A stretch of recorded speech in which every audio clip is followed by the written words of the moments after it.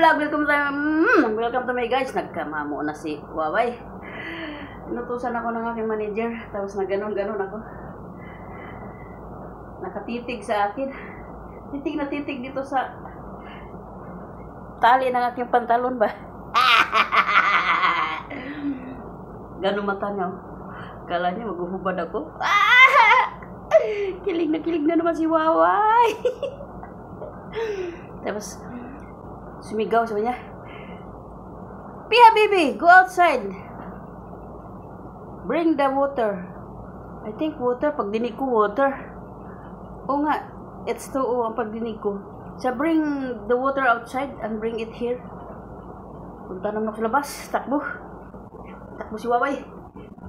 Pagdating doon, wala namang water. Talabat na yung nandun, naghihintay. Sabi ko, pinis kalas. Sabi ko sa sa talabat boy. Talabat man. Sabi ko, akala ko tubig. Tapos bit-bit ko na dalawang sopot ng KFC.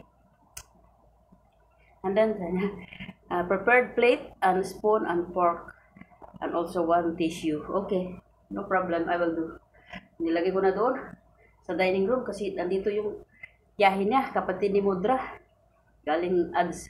Ang daming anak. Tapos ano sabi niya? Kalimutan ko. Sabi niya, give it to Ugandan. Sino want to eat spicy sandwich? Ayaw kumain ng nigra ng ano.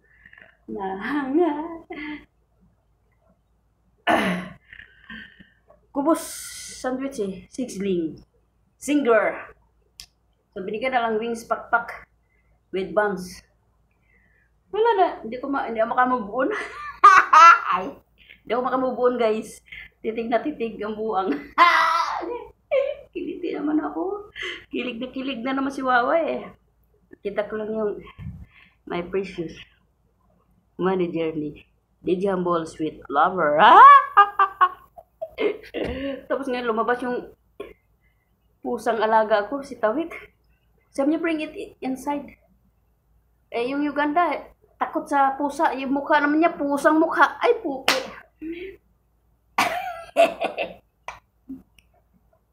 Takot na takot sa pusa. Ayaw niya tumingin. Pero yung mukha niya, kamukha ng pusa. Ika nga sabi eh, be kind to the animal. Diba? Kung wala daw, kailangan daw, sabi niya, maging mapagmahal ka sa mga hayop. Kasi yan ang utos ng universe daw. Kung wala yun, kasi gawa din daw ng Diyos yan. Diba lahat? Yun nga lang, maliban sa ahas, jablo, ahas ka! Ahas, ganda ko! Yun ay, ginawa din ng Diyos yun, pero ano siya eh, traidor. Diba? Siya nag-udyok, nag-utos ni Adan at ni Iba na kainin yung bunga sa halamanan sa Eden, pero totally hindi yun kinakain. Pero nang dahil sa ahas, si Diablo ay Satanas, kaya natukso si Adan at Iba para kainin yung isang mansanas. Mansanas ba yun? If I'm not mistaken. Aking mansanas, nasa Parake.